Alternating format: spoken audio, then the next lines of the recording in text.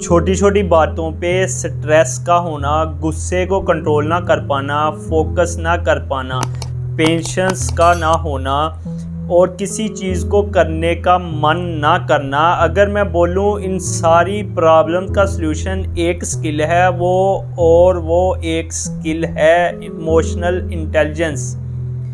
Emotional intelligence का मतलब है जब आपकी लाइफ में कोई प्रॉब्लम आती है, कोई स्ट्रेस आता है, डिस्ट्रैक्शन आती है, तो आप उसमें बहने की बजाय उसको डील कर पाते हैं, उस पर फोकस कर पाते हैं।